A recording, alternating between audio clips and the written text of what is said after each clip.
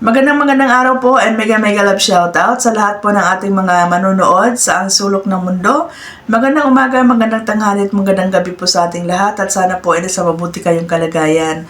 Ito na naman po si Kapitana ni Heights ang magbibigay na naman po ng reaction, opinion at point of view dito po sa ating mga sinusubaybayan na mga content dito sa platform ng YouTube. So ngayong araw guys, ayan magbibigay lang ako ng aking konting reaction dito po sa mga sabi nating nagtitrending ngayon na pinag-uusapan, no? But anyway, kanina, grabe yung tawa ko guys, naluluha ako sa katawa doon sa reaction ni Sangkay about kay Tatang Pedring, no? So, shout out sa iyo kay Tatang Pedring, no? Si Federico ay galing po ito sa Reynas community kung saan ay bigla lang ito sumulpot, no? Nung mga time na i-drain, di ba, na parang wala naman tayo nakikita na nagko-comment itong si Federico, no? Parang hindi ito na-recognize as supporters, kahit nga sa Kalingap, hindi masyado ito na-recognize, no? Parang bigla na lang siya sumulpot ng Reynas community, no? At ito nga ay taga-bakbak, no?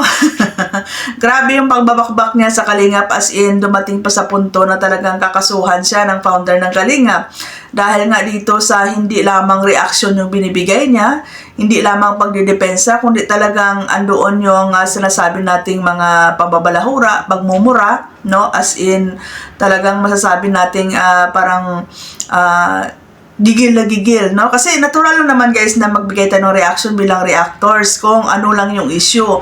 Pero dito kasi sa case ni Tatang Pedring, ni Federico, grabe talaga yung ano niya guys, yung pangbabalahura talaga nung time na yon, no? Na parang masasabi natin na parang hindi na connected sa issue ba, no? Parang name-personal na hanggang sa dumating doon sa punto na pati nga yung mga angels ay nilalait niya or binabalahura na, no? Especially dito kay Beyonce, no? So, talagang masasabi natin na hindi lang talaga siya as reactor ng Reynas community at the time na yun, kundi talagang binabakbakan talaga niya yung Kalingap, no?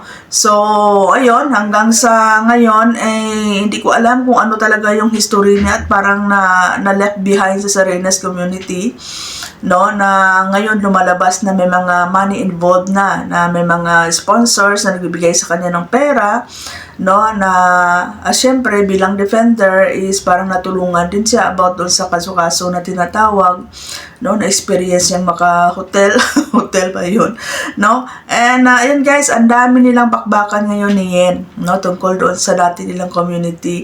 Ako kasi dati naging reactor din ako ng Reynas community kasi ako naman kasi kung saan may issue nagre-reaction talaga ako, pero never ako nagiging attached talaga sa mga grupo, sa mga GC or sa mga members talaga, no? And never akong pumasok sa mga team talaga or mga GC. Kumbaga, reaction lang ako as an independent reactor talaga, no? So, ayun guys, no? And then sa ngayon, parang tawag dito, parang pumapabor-pabor yung kanyang pagre-reaction dito nga sa Kalingap, kaya nasasabihan siya ngayon na parang bumabalik sa Kalingap, no? Lalo na may mga sinasabi ang founder na invited siya sa ganito, welcome siya sa ganito, and then parang wini-welcome din siya dito sa grupo ng mga strikers, no? So, ayan, no? Kaya nasasabihan na wala kang kredibilidad kasi yung dating community na minumura-mura mo, ngayon ay parang kinakampi-kampihan mo. Alam nyo, tayong mga reactors, no? Okay lang naman yan kahit kaninong community tayo magre-reaction, no? Kung may nakikita tayong mga issue na alam natin na meron tayong mga opinion, no? Point of view na maibibigay. Pero yung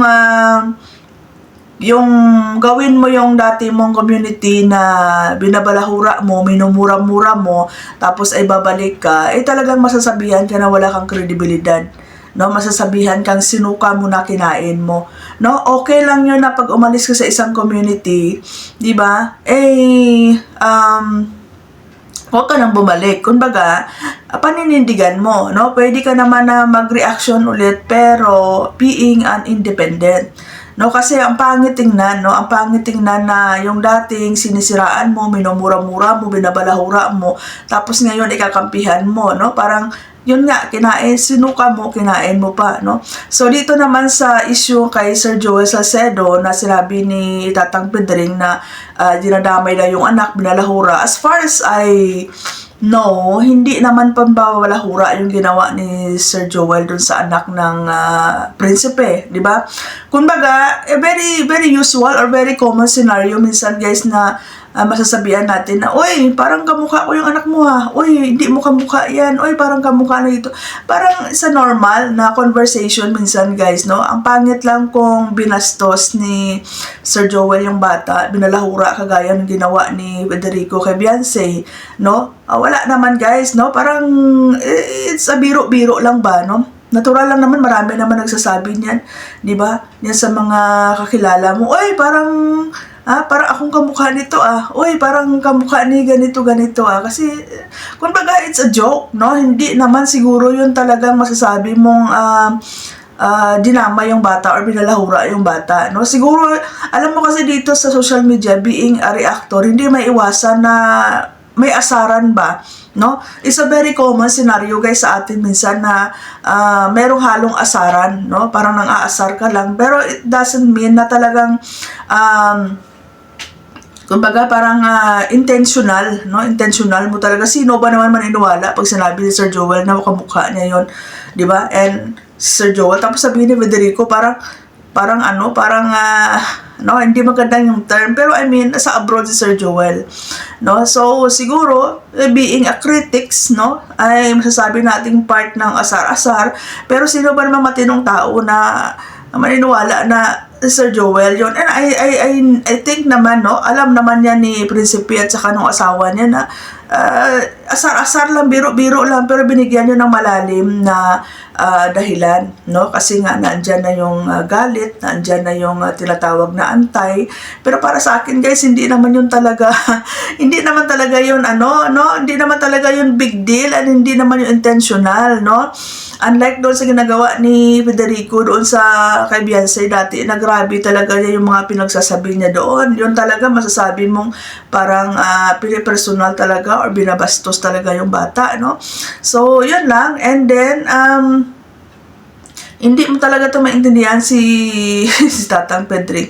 Kasi kung ako, pwede naman siya mag-reaction sa Kalingap. Pwede naman siya mag-reaction sa Reynas community, being an anti-Reynas community na siya, and then pwede naman siya mag-reaction dito sa Kalingap. Pero yung sasanib ka sa kanila, magbabalik loob ka, no? Parang masasabi mo talaga na anong nangyari, di ba? Kailangan mo ba talaga na sumandal dyan sa community na yan? For what? For to gain support, sympathy, subscribers, di ba? Kailangan mo ba talagang tawag dito, sumanib dyan para para sa views? Kasi pwede ka naman mag-reaction na magiging independent di ba? Kasi kung pinapangalagaan mo yung pangalan mo, kredibilidad mo, di ba? Ay dapat huwag kang kasi lumalabas yan parang plastic ka, traidor ka, at saka parang linta ka or users ka, manggagamit ka kasi kung saan may dugo, doon ka sisipsip. Kung saan may pakinabang, doon ka sasanib. Diba? Imagine, no? So, nung nasa Reynas community ka, hindi mo madideny na meron kang mga nabe-benefits na nakukuha. Diba? May mga sponsors na sinuportahan ka. No? So, ngayon, lilipat ka na naman dito sa isang community, di ba? O iiwanan mo yung mga taong dati mong pinagtanggol, no? So walang consistency na tinatawag, no? Walang consistency na tinatawag, patalon-talon ka, no? Kung saan may pakinabang, doon ka, kung saan may dugo, doon ka sisipsip. So hindi talaga maiwasan na masabihan kang ganyan. Di ba? Unlike na kung umalis ka man sa Reynas community, di ba? Pwede ka namang maging yun nga sabi ko, pwede kang maging independent na lang. Para walang malisyaban, walang masabi yung mga tao sa iyo, di ba? Pero kung sasanib ka dito sa community kung saan dati ay minura-mura mo, binakbakan mo, tapos ngayon magbabalik loob ka diyan, kampihan mo, di ba? Suka mo, kinain mo, di ba? Aside from that, wala ka talagang kredibilidad, wala kang paninindigan, wala kang credibility. Ito lang yun, no? Kung nagawa mong murahin dati ang Kalingap, Di ba? Tapos sumanib ka sa Reynas community. Ngayon ay minumura mo na naman itong community ng Reynas at sumanib mo na dito sa Kalingap. May tendency na balang araw, iiwanan mo na naman yung Kalingap, murahin mo na naman, sasanib ko na naman sa ibang community kasi yan yung ugali mo, yan yung tatak mo. No? Same lang din kay Hasa. Di ba? Dati, minura-mura niya. Dati sa Kalingap siya, iniwanan niya yung Kalingap, minura-mura niya yung Kalingap. Kasama pa siya doon sa mga planong hindi maganda laban sa founder. Tapos dito siya sumanib sa Reynas community. Ngayon, iniwanan niya yung Reynas community, bumalik na naman sa Kalingap. So, di ba? So, yan yung mga tao na masasabi mo na wala talagang panindigan at wala talagang consistency. No? How to say this? A traitor is always a traitor. Once a liar is always a liar. And once na tawag dito, anong tawag dito guys? Once na hindi ka pagkakatiwalaan, ay hindi ka na talaga mapagkatiwalaan kasi nga wala kang kredibilidad. No? Ang tawag sa mga taong ganyan, walang paninindigan at walang kredibilidad. Papaano mo pa pagkakatiwalaan ang isang tao na minsan na nagtraidor sa iyo? Paano mo pa paniniwalaan ang isang tao na minsan ay siniraan ka? 'Di ba? Huwag mo nang hayaan na gagawin pa ulit 'yan sa iyo. No? So 'yan lang guys, no? Masyado siyang makikita mo talaga dito na masyado siyang sweet talker, no? Wala talaga siyang paninindigan, guys, no? So 'yan lang, no? Ako talaga hindi ako masyadong nagtitiwala talaga, guys, no? Kasi 'di ba, sabihin mo inutusan ka, ibig sabihin wala kang paninindigan, kaya kang utus-utusan kahit sino lang. Sabihin mo ay ikaw ay sumunod lamang sa edad mo na 'yan. Sa edad mo na 'yan kaya ka pang utus-utusan. Sa edad mo na 'yan kaya ka pang 'di ba? Oh, come on. 'Di ba? Wala ka bang sariling desisyon? Wala ka bang sariling paninindigan? Alam mo, okay na lang sana yung aminin mong nagkamali ka. Kasi nobody's perfect, lahat naman tao nagkakamali. Pero yung sabihin mong ako ay nautusan lang, no? Inutusan nyo lang ako, parang mas lalo mong binababa yung pagkatao mo, mas lalo mong binababa yung kredibilidad mo na parang pinapakita mo na sa edad mo na yan ay kaya kang utustusan for what? For money? Di ba? Nasa edad mo na yan ay hindi mo kaya magdesisyon para sa sarili mo at hindi mo alam kung ano ang tama at mali. At kaya kang utusan? Or yan ay defend mechanism mo lang or gusto mo lang lusutan yung mga pagkakamali mo. Diba? Hindi mo maitatama ang isang pagkakamali ng isa pang pagkakamali. No, kung nagkakamali tayo, well, aminin natin, i-admit natin. Pero hindi na kailangan na siraan mo pa yung ibang tao, no? At ibaba mo pa yung sarili mo, ang kredibilidad mo, para lang malusutan mo yung mga kasalanan mo. No? Tatang Federico, di ba? Nakakahiya yun.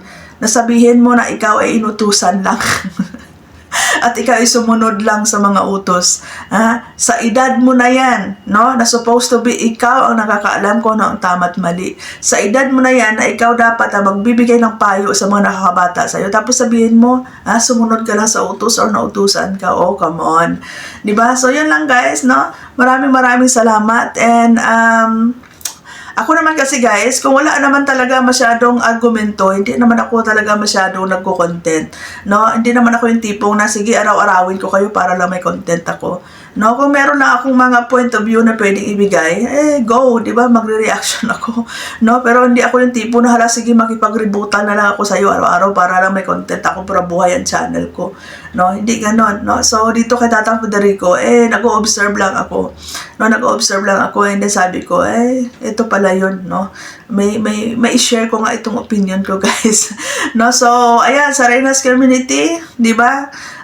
Lesson learned na huwag tayong basta-basta maniniwala. Piliin natin yung mga tao na suportaran natin, na talagang nakikita natin na hindi masyadong solid pero totoo. Okay?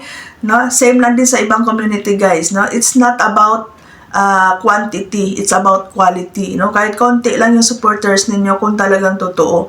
No? Anhin mo naman yung madaming supporters kung yung iba dyan nakikiride on lang, nakikisakay lang for popularity, di ba? For sympathy, for support, for views, for revenue, di ba? So, yun, no?